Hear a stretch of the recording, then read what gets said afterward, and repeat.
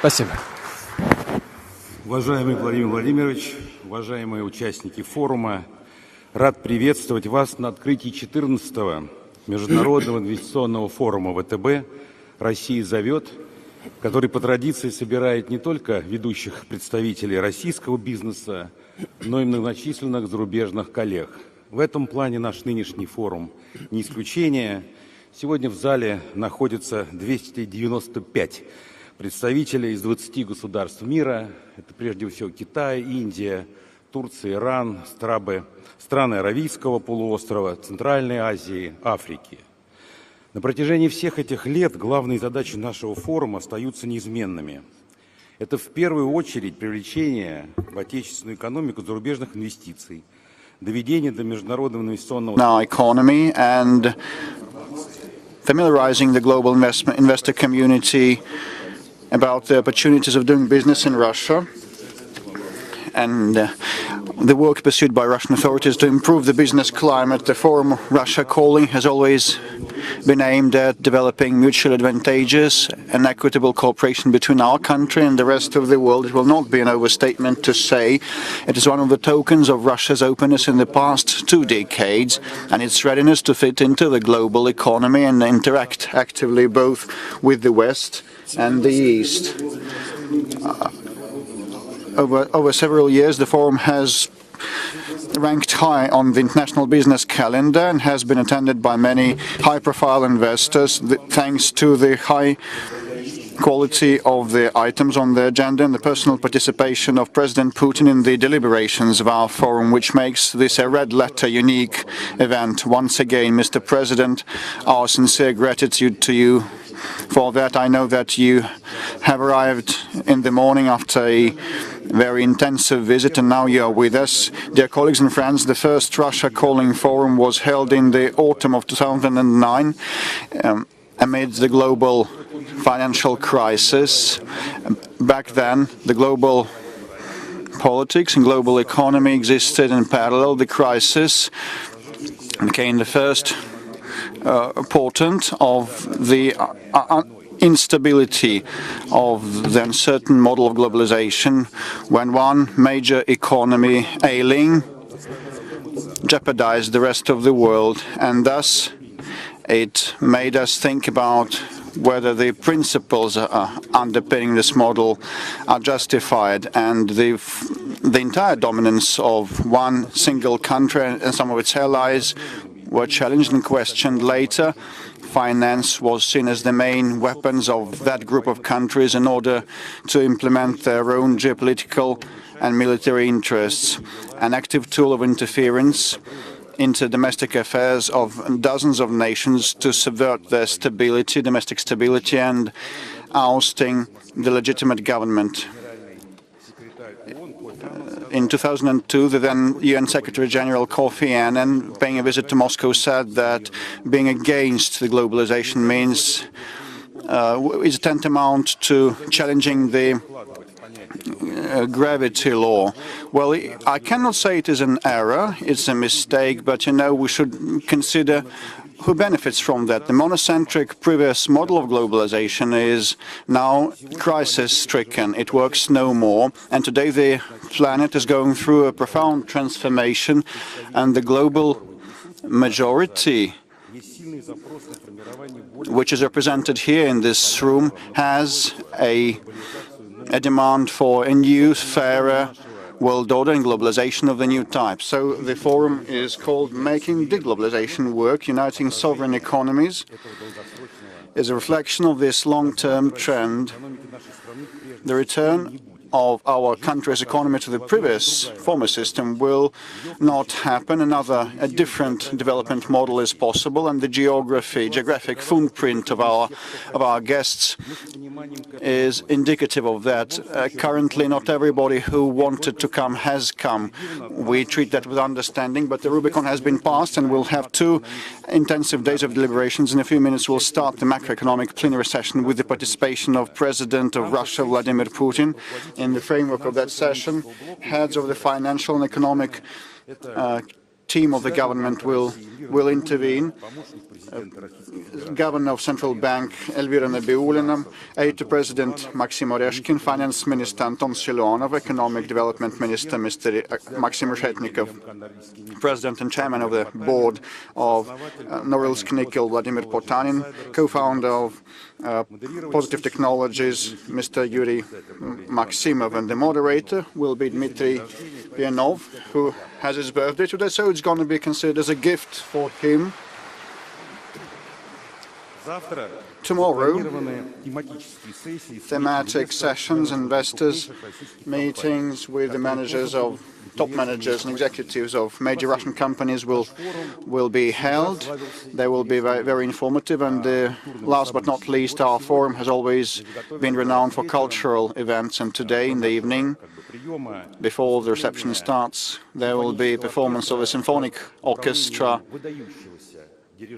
conducted by the director of Bolshoi and Mariinsky Theatres, the renowned conductor Valery Gergiev, and that will be held not on the premises of Conservatoire or some concert halls, but instead the Academy of Sports that was donated by VTB Bank to the children in the autumn. This academy hosts football and hockey and gymnastics clubs and sections, and today the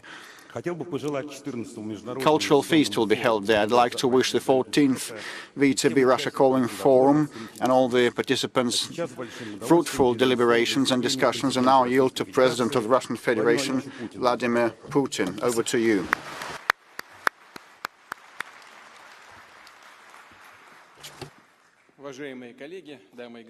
Dear colleagues, ladies and gentlemen, dear friends, I'm glad to welcome all of you, the representatives of the Russian and foreign businesses in Moscow, for the forum that is called Russia Calling. It was established several years ago, as said by Mr. Kostin, and I believe it's become a traditional platform for exchange of views between the colleagues with the business. Today I would like to touch upon the goals that we're solving in the area of finance and investment. I would like to give a general evaluation of how the national economy is developing in the current complicated situation.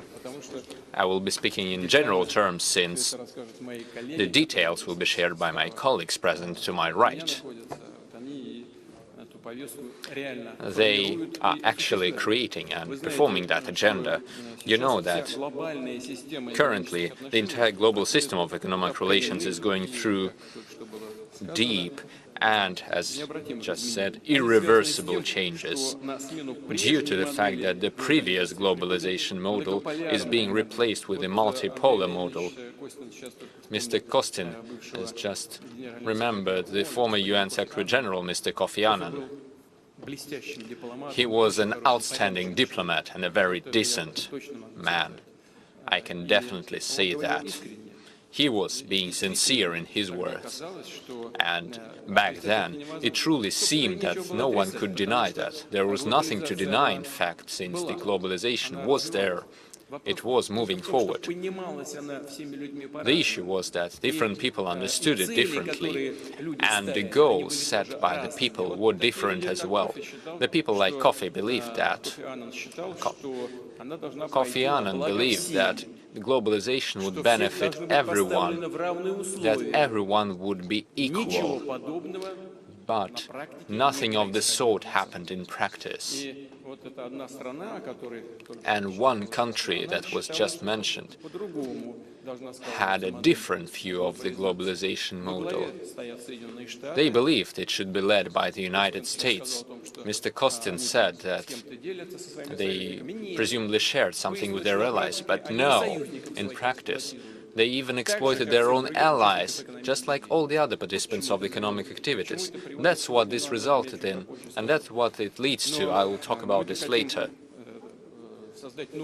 We are willing to create a new model. a truly democratic model where we would see true and honest competition between all the economic actors, the change in the landscape of the global economy, and the emergence of new leaders is an objective and largely logical process. In life, in the history of humanity, this has always been the case in all times and in all areas.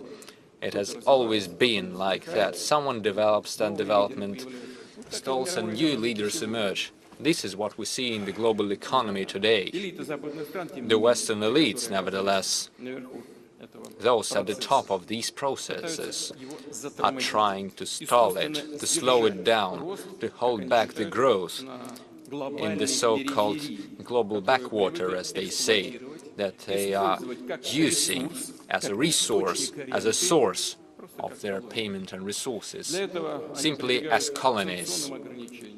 To do so, they use sanctions and restrictions, they destabilize the political situation and provoke conflicts in entire macro-regions.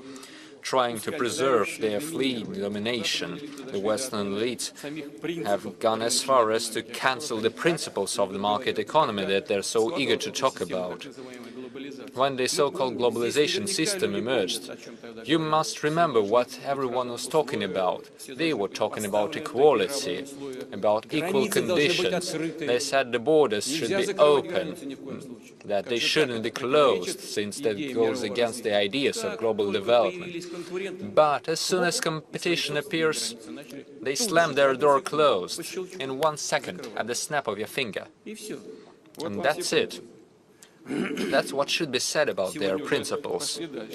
And they've gone even further. Through their efforts, they've even cancelled the undeniable rules, such as the property rights. The European jurisdictions that until recently were considered the safe havens have essentially lost this status.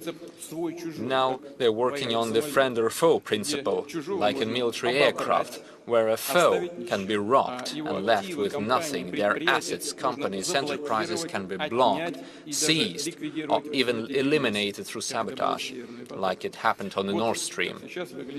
That's what the competition looks like in their rules-based order. Who needs those rules? Apparently, these activities destroy the system of financial trade and economic relations that's been constructed for decades. First of all, this is done by the West itself. By the way, the financial infrastructure based on the domination of dollar and euro and transactions solely through the Western banks and the SWIFT system has also been discredited. Today, it has been successfully replaced by the national currency transaction system. Sure, there is much to be done here. This is obvious. But this process would only get stronger, and the Western financial system is getting obsolete from the point of view of technology. It's been using its achievement for so long, it got so complacent with its monopoly and exceptionalism and the lack of real alternative, that they've become too used to not changing, and it is becoming archaic. In international payments, the more advanced solutions are more widely used, including those based on blockchain and digital assets and currencies of the central banks. According to experts, in the upcoming years, this would result in a true revolution that would finally disrupt the monopoly of the major Western banks. And they are not in the best of times. At least some of them, that's to be sure. I would like to underline once again that the world is going through radical changes and serious challenges, not only for specific companies and industries, but rather for entire countries and regions to go through this phase successfully, and in order to become one of the centers of the growth of the global economy, it would take a strong, stable, and most importantly, a sovereign country. This is the most important factor. This is all linked, the economy and politics. A country with a strong industrial, technological, infrastructural, professional, financial capacity, with a dynamic domestic market. A country that would know and defend its political, economic, trade interests, as well as the interests of the national business and its foreign business partners. It turns out such countries do exist, despite all the external pressure and despite all the criticism and whispers behind stage. There are the people, there are leaders of strong countries who do not cave in to this pressure, those who are guided by their own national interests. They go in line with our proposed model of development. We have proven that we can respond to the most complicated challenges. The Russian economy is effectively counteracting the external attempts to hold us back. This is based on our fundamental resilience that has been created in the last 2 decades, especially since 2014, after the introduction of the first mass-scale sanctions against Russia. Back then, we put an emphasis on the development of the consumption sector, to reinforce our financial areas and establish our own payment infrastructure. One of the first Western decisions last year was to disconnect the Russian banks from the Visa and MasterCard systems.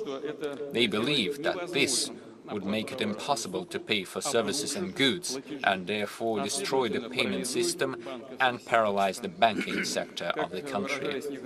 According to some Western colleagues, they wanted to make our citizens suffer.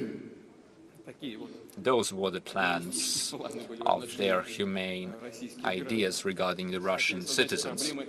They wanted to create problems for millions of Russian families. However, in practice, the citizens and the business didn't notice the seamless transition to the national transaction system, which is successfully working and developing today. And we have stopped paying the commissions and fees for the Western companies. They have lost their revenue from Russia. Sure, we have something to work on. The chair of the central bank, Madam Nabiullina, will talk about that. Sure, there are problems. However, the objectives set by our adversaries have not been reached. On the contrary, we have reinforced our sovereignty. And this is only one example. In finance and industry, on the consumer market, we are consistently rejecting the services, the brands and intermediaries that had been imposed upon us. We are actively working in our domestic market. This leads to systemic positive results. In the 10 months of this year, the Russian GDP has increased by 3.2%. Today, it is even higher than before the sanction offensive of the West. At the end of this year, we're all expecting that the GDP would increase by at least 3.5%. You are all aware that this is a very good figure for the Russian economy. Russia is the largest economy of Europe. Our growth rate is higher than in all the leading European Union countries. The structure of the Russian economic growth is increasingly dominated by the basic non-raw resource industries like the processing industries, transportation, logistics, construction, information and connectivity, as well as housing and utilities. For example, in the second quarter of this year, they were driving over half, to be more precise, 54% of the economic growth. Another 44% was brought around by the so-called auxiliary industries like trade, the food services and other professional services, and only 2%, let me underline that, only 2% of the growth was driven by the raw materials production. You cannot say that Russia is a fuel pump, as someone was trying to say in the past. Sure, we do have a number of industries that haven't recovered and adapted fully under the new conditions, like the wood production. There are reasons for that, since the lumber mills were largely oriented towards the European market. But let's take a look at the car production. Yes, by the way, the lumber situation is changing for the better. Now let's get back to the car makers. They're going through difficult times, to be sure. They used to rely a lot on the exports, and they have suffered. But nevertheless, they're also going through this crisis successfully. Despite the objective difficulties faced by the Russian business, it has shown a high level of responsibility, and I would like to thank our colleagues for that. They have managed to preserve the labor resources, establish new logistics chains. They are launching new projects on the domestic consumer market, in the high-tech market, in tourism and other areas. They're actively taking the areas that were left after the withdrawal of the Western companies from our market. They thought that we would crash, but that didn't happen. Our companies have taken their place, and our entrepreneurs are moving forward boldly. And we want our market to be open and competitive. That is the foundation of development, and that is the basis for the growth of the Russian business and the economy. Let me repeat, Russia is not driving anyone away. We're not closing down. Many foreign enterprises and organizations, despite the pressure from their governments and their officials, have stated their will to continue working in our country, and we welcome that. There are companies like that who are staying despite the pressure, either by changing their name and staying in the market, or by simply transferring the management of the country with the right to buy back their business. We wish them all the best, and we support such initiatives. You can spend a lot of time sharing and trading threats against us, but at the end of the day, this is done by certain Western politicians who are trying to cancel Russia. But all of that noise cannot help them deny the objective fact that working in Russia and with Russia has always been profitable and always shall be. This has been confirmed by the centuries, by the experience of generations of merchants, entrepreneurs and business people all over the world. Since the beginning of March 2022 to the November of this year, the number of foreign companies in Russia, let me emphasize this, despite all the pressure of the Western political elites, the number of foreign companies and the businesses working in Russia did not decrease. Can you imagine that? I was surprised to find out the number has increased. By the 1st of March 2022, there were 24.1 thousand foreign companies registered in Russia. By the 1st of November this year, there were about 1,500 more companies. To be more precise, 25.6 thousand foreign companies. And that is quite indicative. This shows their readiness to work in Russia. The growth and the expansion of the domestic market and the contacts of Russia with the states of Asia, Middle East and the south of Eurasia, Latin America and Africa opens new opportunities for our economy and for any business. Let me give you a few indicative figures. In 18 months, the number of Russian companies in the light industries has grown by 80%. The furniture producers have increased by 30%, children's choice by 20%. At the same time period, in the last 18 months, there has been more than a 33% increase of the trademarks registered by Russian companies. What does it mean? It means that investing in projects to produce these goods and to create new industries and jobs on the whole territory of the country are profitable.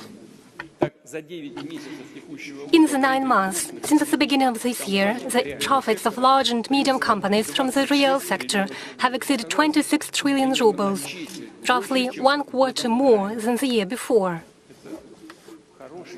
It is a good figure.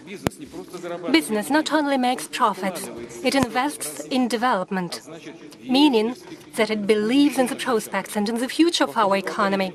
In the second quarter this year, fixed capital investments have grown by 12.6% and in the third quarter by 13.3%. Investments are growing. What does it mean? All of those present here do understand what it means. It means that we are creating conditions for the future development, for the short and medium term. It is obvious. We need to necessarily support the growing business activities and, above all, We need to ensure the availability of business finance for those areas that cover both the domestic demand and the export needs. I know there will be talks about the interest rates by the central bank. You will witness the discussions of our colleagues. It will be useful and indicative. But let me say this.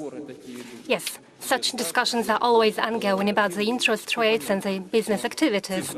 It is clear, however, the figures I've just mentioned show that in general, the trend in the development when it comes to the decision-making by economic and financial authorities of our country is correct.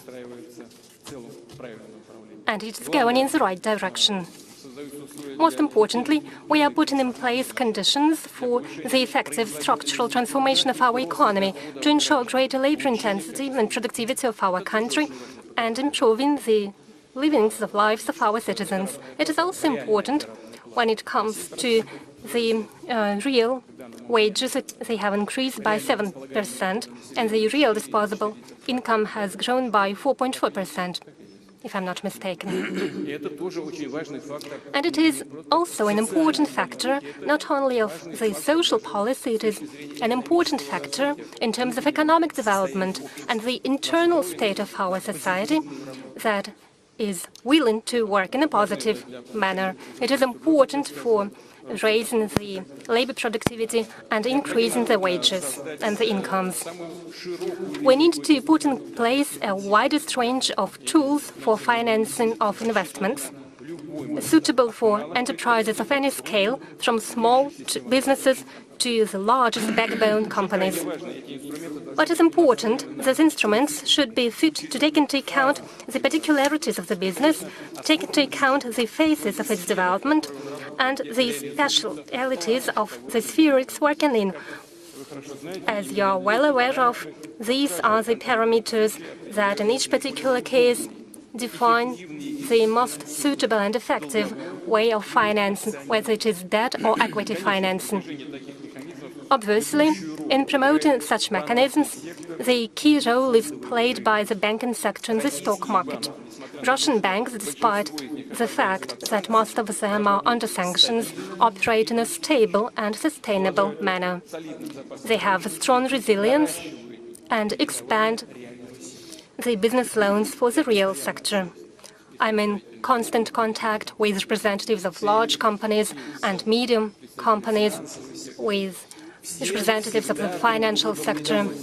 Everyone is always unhappy with the others. It's always the case, and I think everywhere.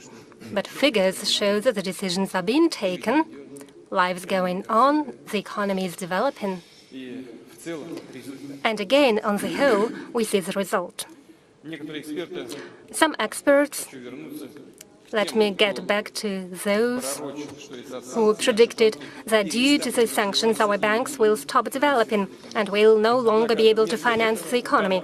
Instead, the banking sector increased its efficiency and has issued record amounts of loans in the entire history of Russia. The amounts of loans have reached record highs. And I'm talking both about cooperative and mortgage investment. Obviously, it is associated with some risks. The government and the central bank are debating it to try to find among them some solutions not to overheat the market. We have seen negative experience of some countries where the mortgage market was, to put it mildly, not substantiated by real money, and we know where it led them, and we tried to remember this experience, including the negative experiences, to make sure we don't repeat it in our economy.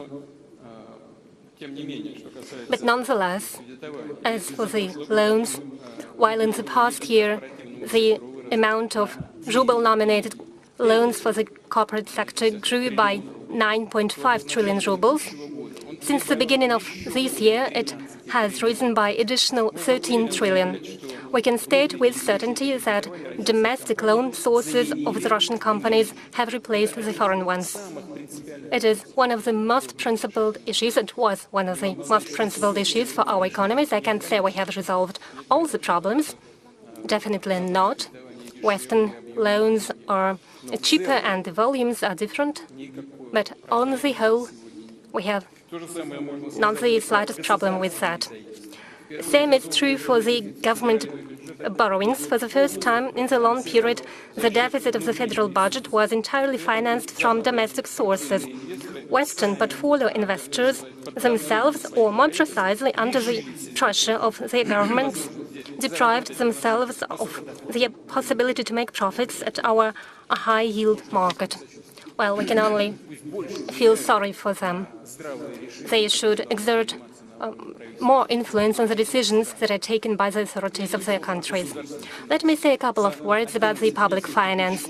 In the 11 months of this year, the deficit of the federal budget has reached 878 billion rubles, roughly 0.5% of the GDP.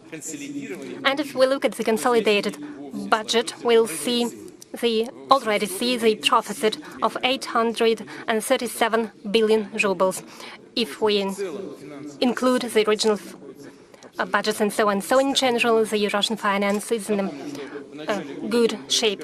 Let me remind you that early this year, some experts expected Russia to face a budget deficit of 3 or even 5% of the GDP. By the way, it wouldn't be a catastrophe and such a big problem, bearing in mind the low debt level in our country, but nonetheless, it didn't happen. Again, in their forecast was a reflection of their wishful thinking, while in reality it turned out to be the opposite. Having said this, we do see the problems and the issues that are still to be resolved. To maintain the positive trends, we need to make sure that the economy and the Russian companies have more opportunities to draw resources at our financial market and increase the amounts of the securities for which there is a demand they place in the domestic market. Let me say this in this regard. When I meet leading business unions and during economic fora, the issue of capital fleas often raised. We hear opinions that large and profitable businesses would like to save and invest in Russia because it is safer here and the yields are higher.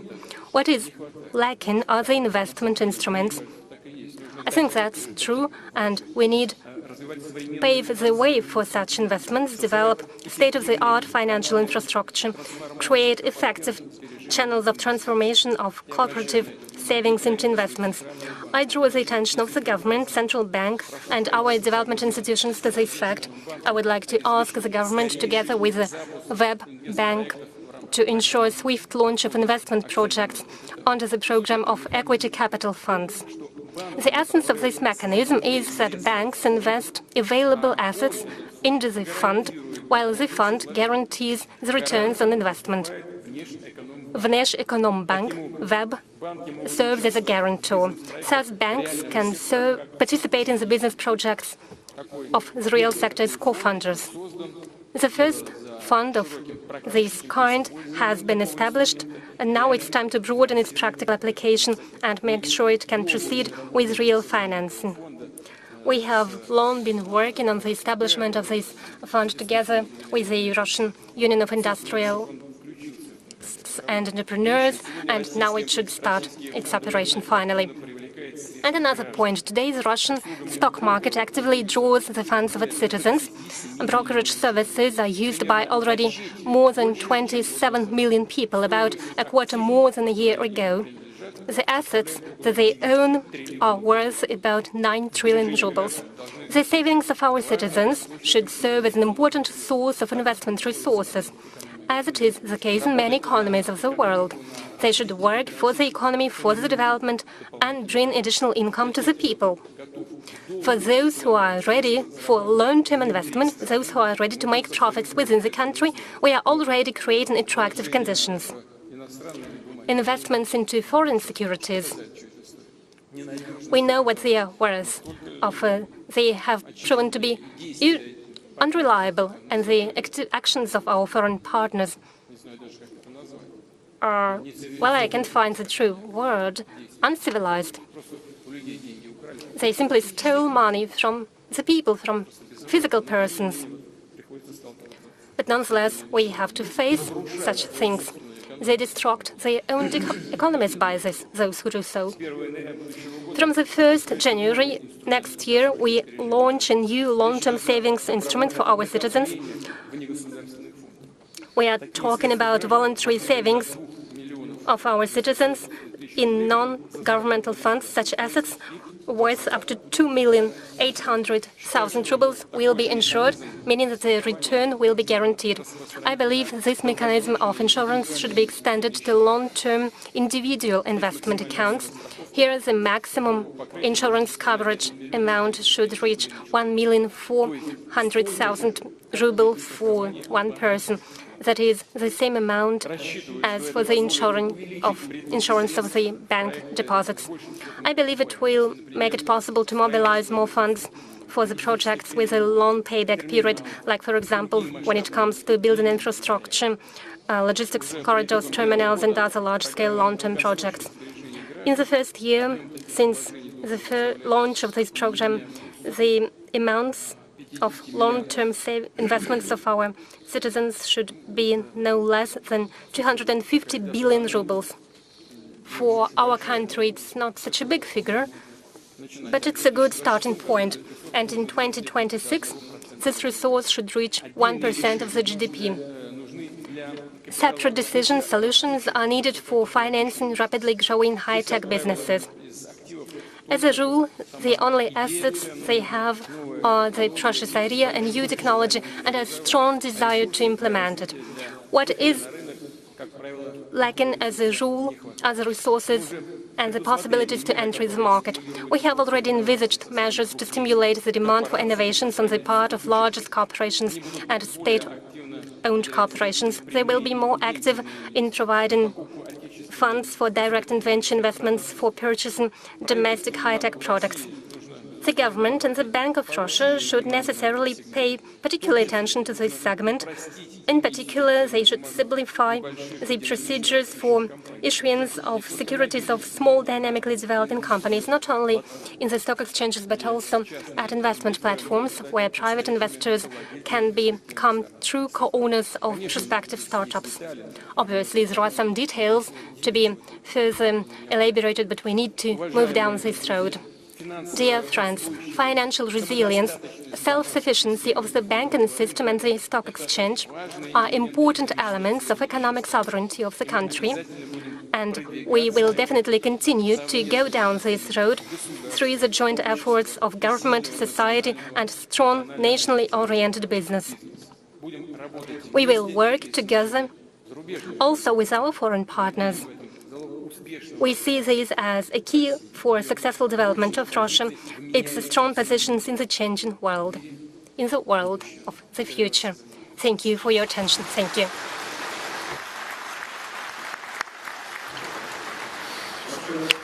Thank you very much indeed, Mr. President. Colleagues, as you may know, Mr. President has a very busy schedule. He has a lot of international contacts today, but in order not to break our tradition, he agreed to answer several questions. If he doesn't have enough time, we have a full panel who will entertain those questions. And in fact, they will do a better job than I will. Well, I do doubt. I think that's not the case. But look, they've listened to your presentation. Look, I'm being very sincere. Yeah, please, go ahead. Your questions. Okay, over to you. Over to you, yeah.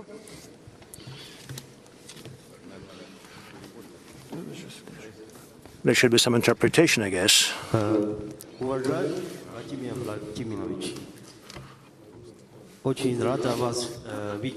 Mr. President, it's a pleasure to see you. I'm using you from Beijing Direct Company. I've got several questions to ask. What is your vision of the future technology cooperation between the countries after this huge avalanche of restrictions, primarily introduced by the US with respect to China. Something that has generated and strengthened the desire of countries to be autonomous and self-reliant, self-sufficient. I'm primarily referring to the transfer of critical technologies.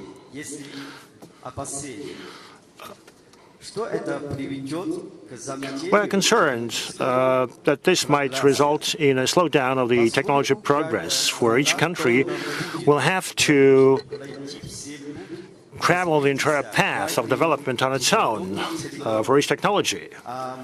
And some will even have to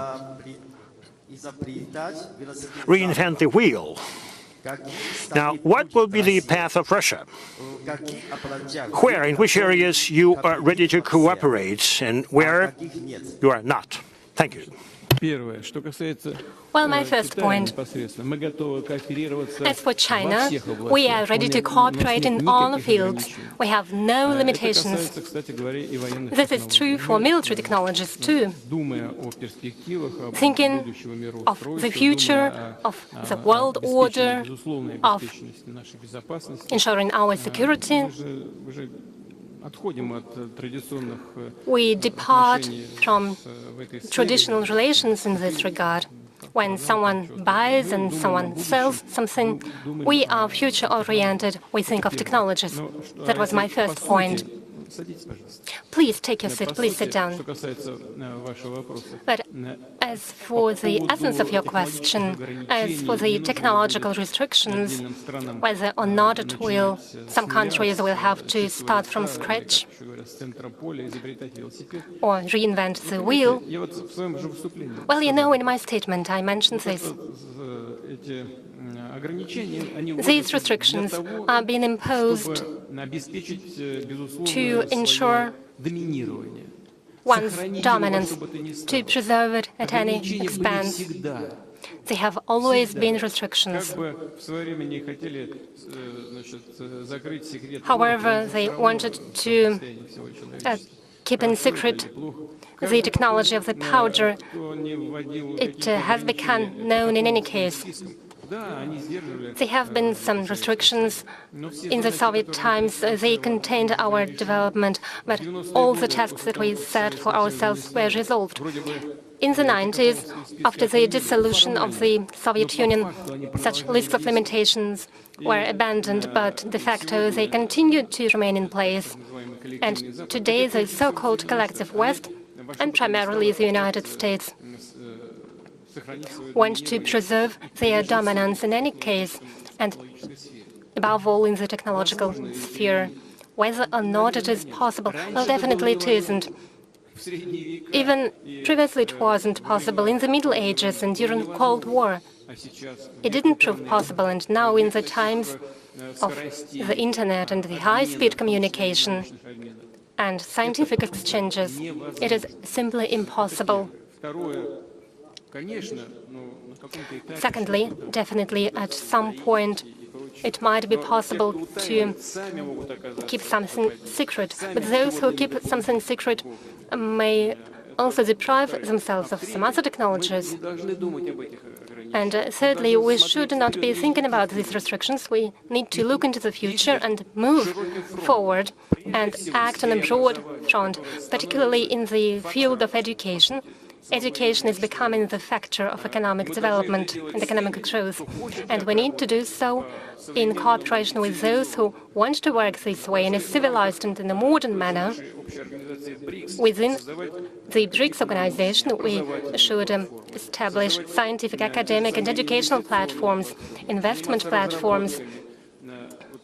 We should develop educational technologies, and if we act on such a broad front, and if we support and reciprocally help each other, then no one will be able to hinder us through some limitations, I have no doubts.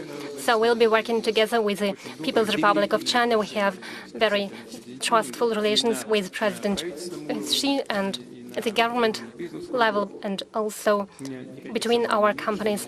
I I have no doubts whatsoever that no one will be able to stop us or to slow down our development. Colleagues? Okay, any further questions? Any further questions, please? Yes, go ahead, please.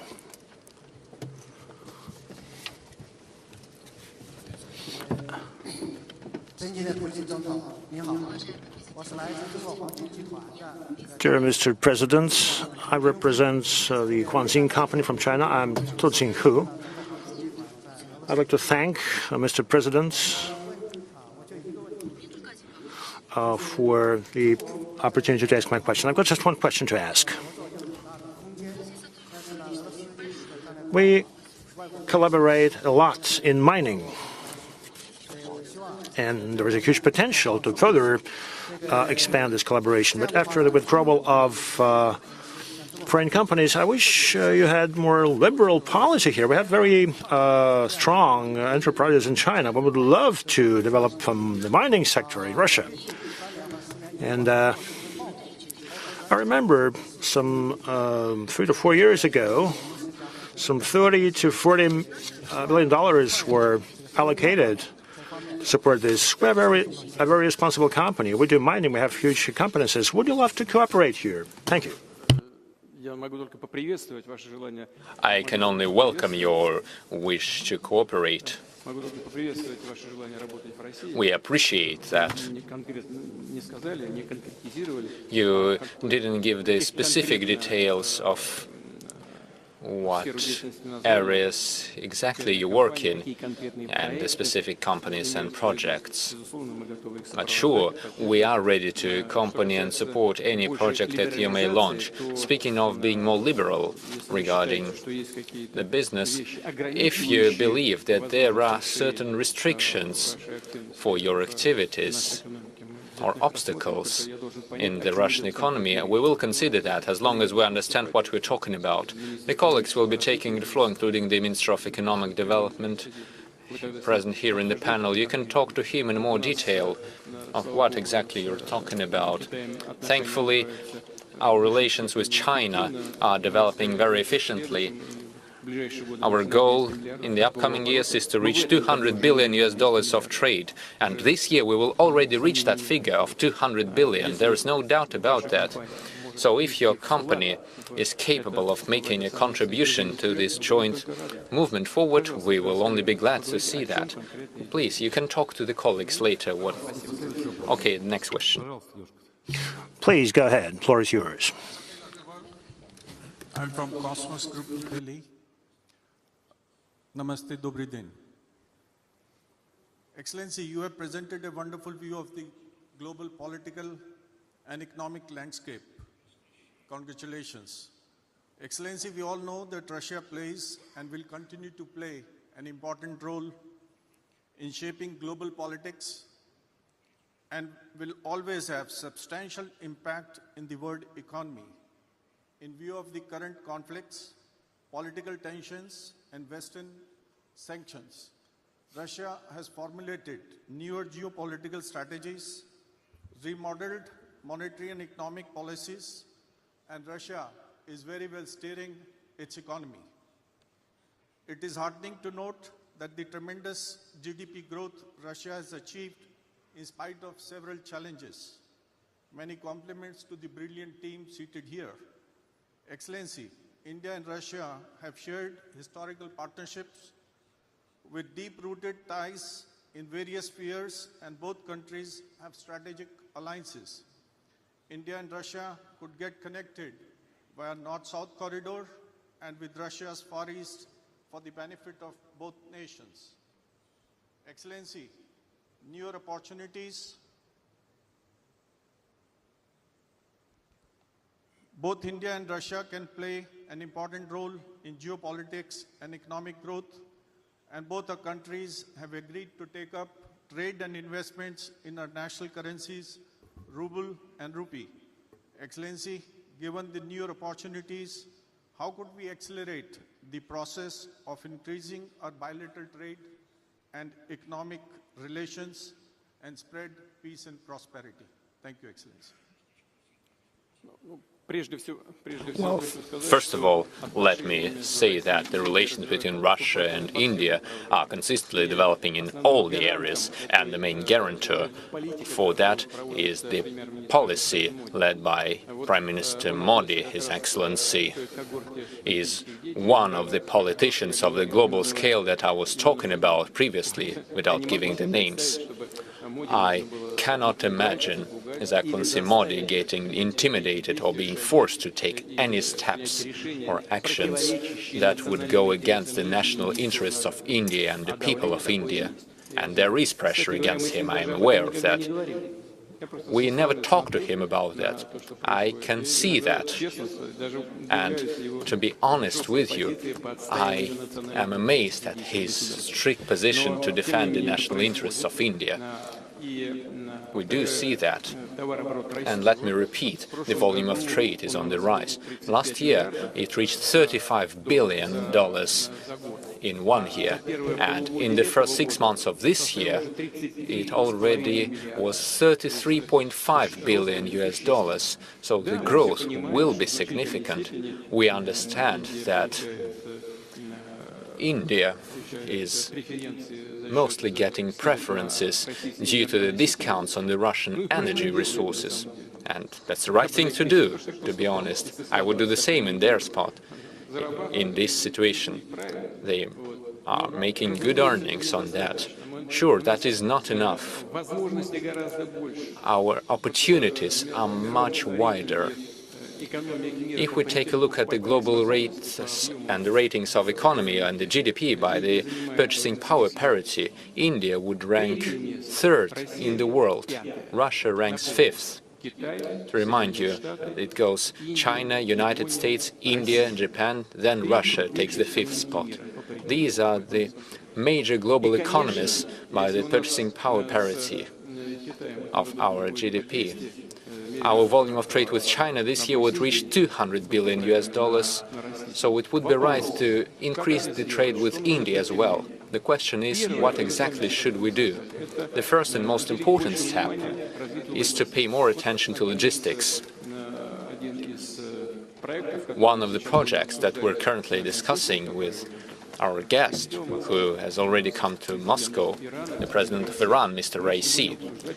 We will be talking about the North-South corridor, among other things. And India is a beneficiary of this project. India has a stake in these routes. The Northern Sea route also requires work. This is also another very promising area of logistics. There are also other routes that we could talk about. That is very important. Now, the second point, we should work on the financial infrastructure. This was already mentioned previously. We need to use more national currencies in our mutual transactions. We need to ensure that the transactions are moving smoothly without any obstacles. Using these foundations, we should also pay more attention to investment, to the flows of investment into specific projects and enterprises. We should increase the volume of our cooperation. There are plenty of areas to work on. These include pharmaceuticals, agriculture, industry. We have something to work on, and we will keep working. I'm sure it will work fine. Well, in 10 years, what makeup of participants will be in this room? The American, the Western European investors, will they come back? You know, speaking of the investors, unlike those who command them, they're smart people. And they are present here, although invisible, let me assure you.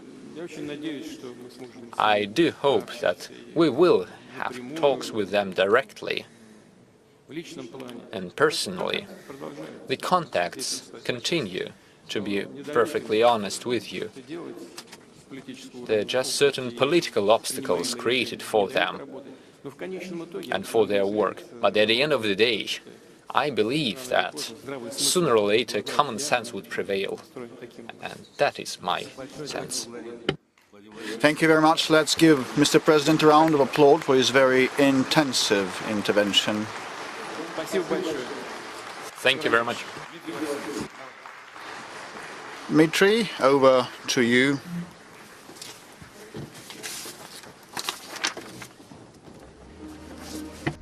Значительное количество иранских студентов. نیز در زمینه تحصیلی هم روابط خوبی را داریم چون دانشجویان ایرانی در روسیه تحصیل می‌بینند. В общем, достаточно активно идет работа практически по всем направлениям. به طور فعالانه در همه عرصه‌ها کارمون رو پیش И, конечно, для нас очень важно обменяться мнениями по ситуации в регионе, особенно то, что касается ситуации в Палестине. مهم می‌بینیم که امروز تبادل نظر بکنیم در خصوص مسائل منطقه‌ای به ویژه اوضاع فلسطین. Господин президент, мы очень рады возможности принять вас в Москве. Добро пожаловать. جناب آقای رئیس جمهور، خیلی خوشحالم میزبان جناب عالی را شوم در مسکو. خیلی خوش اومدید. بسم الله الرحمن الرحیم. من هم خوشحالم از اینکه در مسکو هستم و در این جلسه با آقای پوتین رئیس جمهور محترم روسیه دیدار دارم و حتما مسائل مورد علاقه دو کشور مورد بحث و تبادل نظر قرار بگیره. Во имя Бога милостивого, милосердного, спасибо вам огромное. Я тоже очень рад, что сегодня у нас проходит с вами, уважаемый господин Путин, президент Российской Федерации, данная встреча. Я думаю, что будет хорошая возможность обменяться по нашей двусторонней повестке дня. در راستای سیاست همسایگی و در راستای همکاری با کشور دوست ما روسیه که ما همکاری‌های بسیار خوبی در این چند سال اخیر داشتیم و در همه حوزه‌ها روابطمون رو به پیشرفت و توسعه است. مذاکرات ما حتما میتونه در جهت زمینه‌های بیشتر همکاری با ظرفیت‌هایی که دو کشور دارن توسعه پیدا کنه.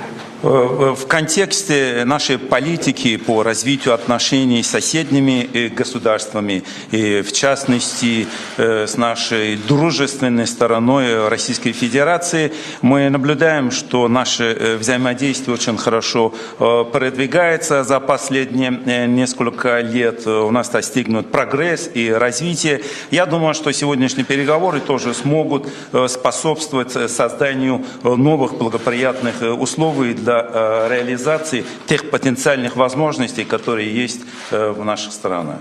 ما همکاری خوبی در حوزه انرژی، در حوزه کشاورزی، در حوزه کار دانش بنیان با روسیه داشتیم و در همه حوزه‌ها میتونه گام‌های بهتری برداشته بشه در جهت منافع دو کشور و دو ملت. Я думаю, что те взаимодействия, то сотрудничество, которое мы осуществляем в сфере энергетики, сельского хозяйства, развития образования, контактов между нашими университетскими учеными, во всех этих направлениях, конечно же, можно еще предпринять более лучшие шаги, и это мы считаем, что в рамках интересов наших двух государств и наших двух народов. داره بشریت رو رنج میده اون یک جانبه گرایی است و نظام ناعادلانه جهانی است که جلوه این یک جانبه گرایی و نظام ناعادلانه رو میتونید امروز در غزه و در فلسطین ببینید. То, что сегодня, из-за чего сегодня человечество страдает, это, конечно же, принятие односторонних мер и также глобальная несправедливая система. И явное проявление тому мы можем сегодня наблюдать в тех событиях, которые происходят на территории Газы.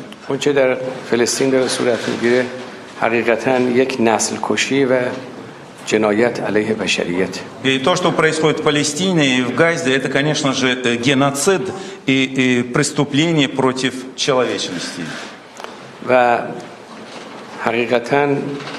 باید گفت که باعث تأسف است که بیش از 6,000 کودک به دست رژیم صهیونیستی به شهادت میرسند. И на самом деле следует отметить, что вызывает огромное сожаление, что более 6 тысяч детей были убиты руками сионистского режима. تأسف‌بارتر از این که این جنایت‌ها مورد حمایت امریکا و مورد حمایت کشورهای غربی قرار می‌گیرد. И еще более печально, что все эти преступления поддерживаются Соединенными Штатами Америки, а также странами Запада.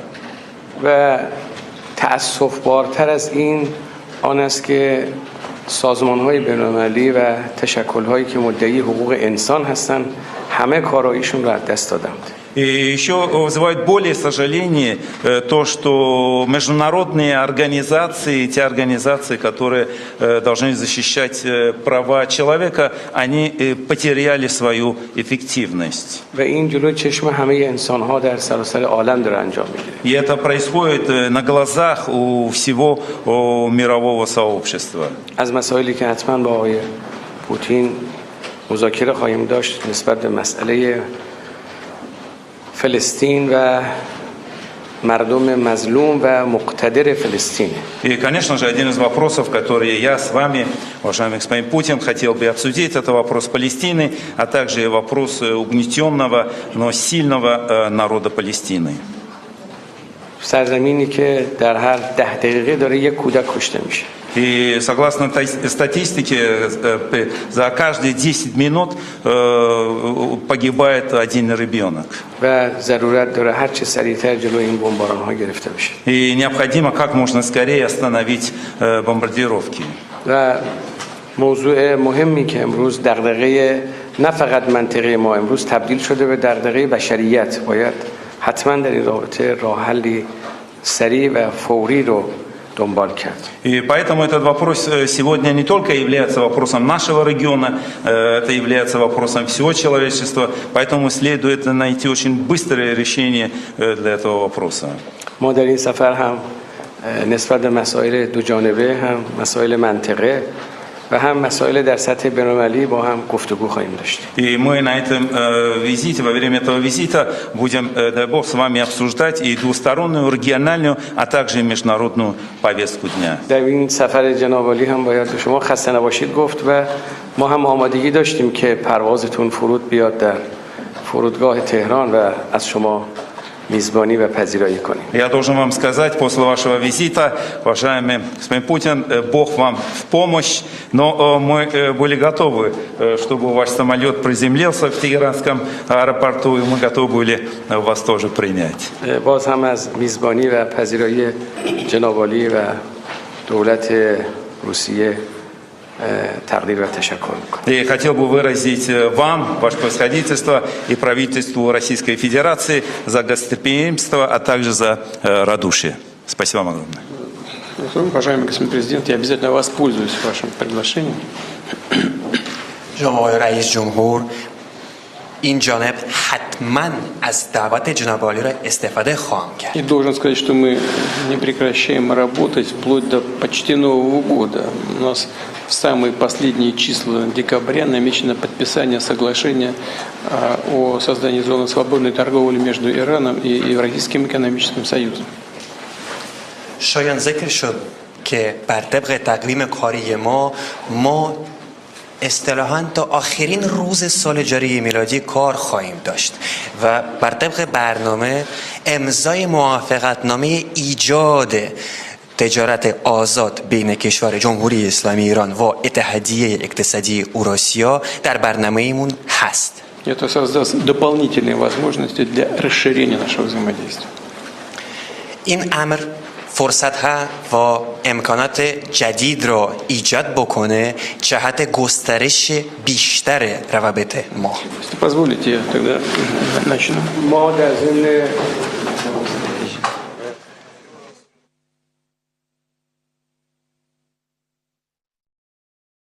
原来好的益生菌真的可以帮助入睡。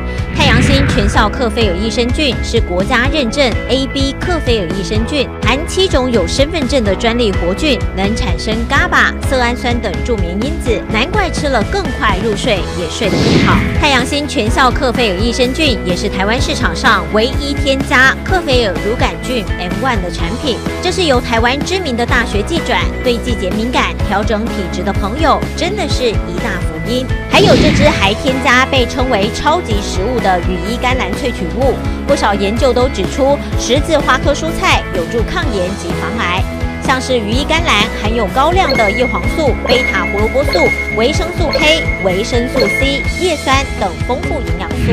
太阳仙全效克菲尔益生菌专利制成，无塑化剂、无重金属、无人工添加物、无410项农药、无香料调味剂、无防腐剂、无色素，7大保证、7大认证，觉得好安心。每日克菲尔，时刻美好 ，Good feel，feel good，快点购下单！太阳星全效克菲尔益生菌。